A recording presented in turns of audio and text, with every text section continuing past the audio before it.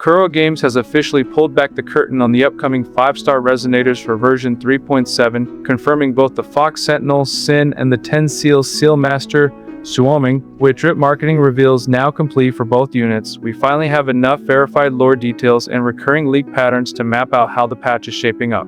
Today we are taking a thorough, analytical look at everything we know so far, focusing strictly on verified details and consistent data means. If you find these grounded leak breakdowns helpful, consider subscribing to the channel. If you need extra Lunites to pull for incredible 3.6 resonators or favorite ones, you have to check out Top Up Live. It is easily the most affordable top-up platform available for Wuthering waves today. To get started, simply choose your pack or pass, then enter your game UID and server region. Be sure to use promo code JINC at checkout to score an instant 12% discount on your order. The entire process is lightning fast, completely secure, and backed by 24/7 live customer support. Grab your discounted Lunites right now by clicking the link at the top of the description box below. Let us start by looking closely at Hsin, who has quickly become the central focus of version 3.7 discussions. Across multiple leak cycles, reliable sources have consistently categorized Hsin as an electro main damage dealer, with the Rectifier weapon detail appearing frequently enough to make it one of the safest assumptions currently available. The primary mechanical hook of Hsin's kit revolves around a dual resonance mode design. According to datamine text, one of her primary modes integrates directly with the Electro Flare mechanic.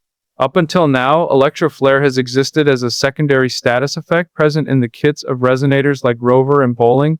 While those characters can apply and interact with Electro Flare, the current meta lacks a dedicated carry capable of turning that application into a massive damage payoff loop. This is where Hsin's kit appears to fundamentally shift Electro team compositions. Instead of Electro Flare remaining a passive condition running in the background of your rotations, Hsin is designed to consume or elevate that state into her primary damage window. This creates immediate synergy with existing Electro Flare enablers on your account, giving players a clear incentive to build structured rotations around her rather than treating her as just another standalone damage dealer. Hsin's secondary resonance state introduces a completely separate layer of gameplay that is still generating considerable discussion.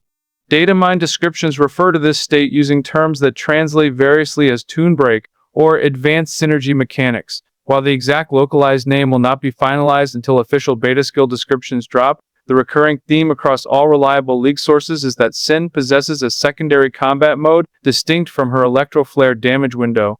In practical gameplay terms, a dual mode setup implies that Hsin will feature dynamic stance shifts or alternate forte circuit meters during combat. If her second state functions as a stance transition, players might be required to toggle between her Electro Flare damage phase and a utility or burst state tied to this new synergy system.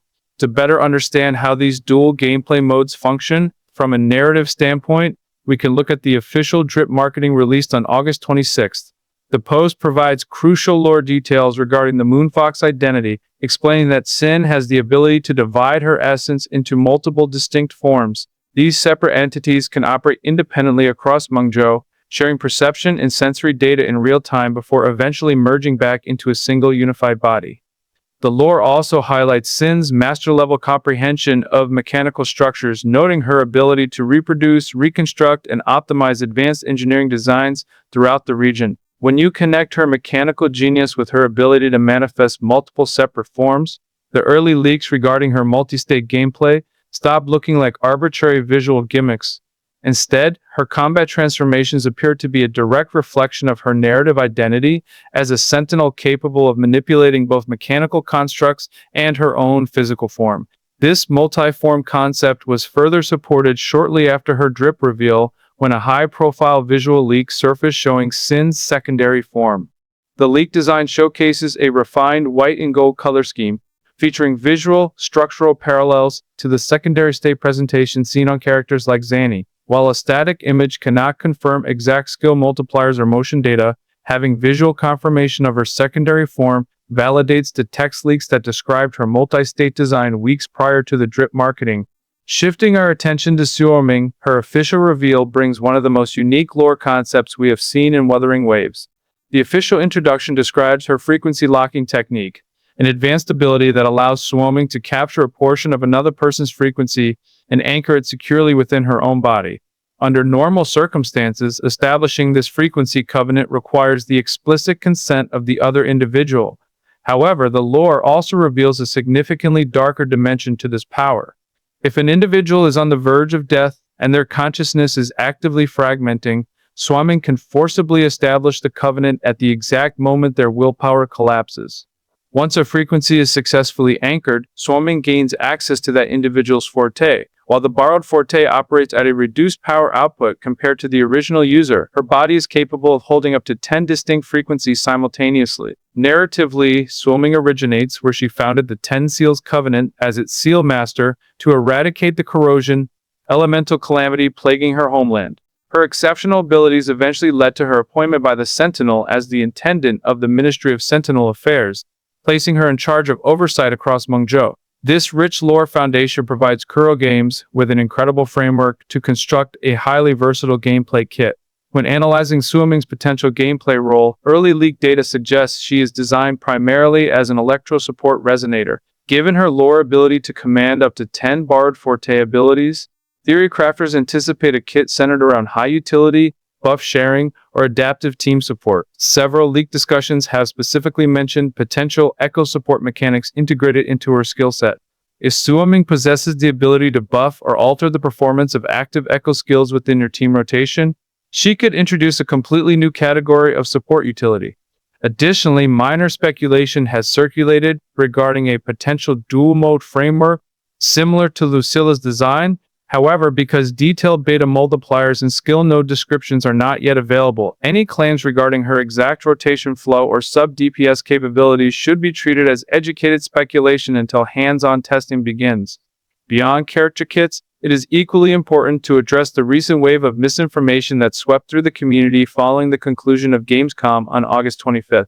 During the post-event news cycle, an image began circulating rapidly across social media platforms claiming to reveal an upcoming collaboration between Wuthering and Call of Duty. While unexpected crossover events are not entirely unheard of in the gacha industry, the Wuthering image in question was entirely fake and generated using AI tools. Unfortunately, several prominent leak accounts reposted the graphic without verifying its origin, causing widespread confusion before quietly deleting their posts once community members pointed out the visual artifacts.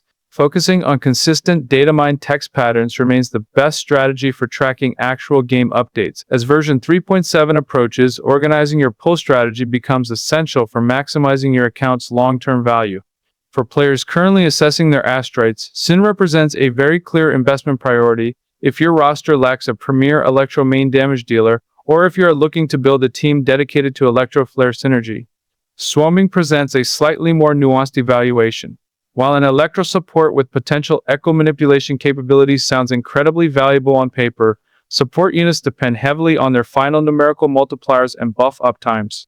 Free-to-play players and light spenders should ideally wait until the version 3.7 beta enters its final testing phases before committing currency to her banner, ensuring her actual performance aligns with your team needs.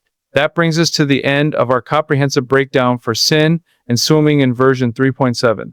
As beta testing gets underway over the coming weeks, we will continue to monitor official character reveals, multiplier adjustments, and confirmed banner placements. Let me know in the comments section below which of these two resonators you are planning to pull for, and how you feel about Hsin's multi-form visual design. If you enjoyed this analytical leak overview, remember to leave a like, subscribe to the channel for future Wuthering Waves updates, and check out our Discord link in the description. Thank you for watching, and I will see you in the next one.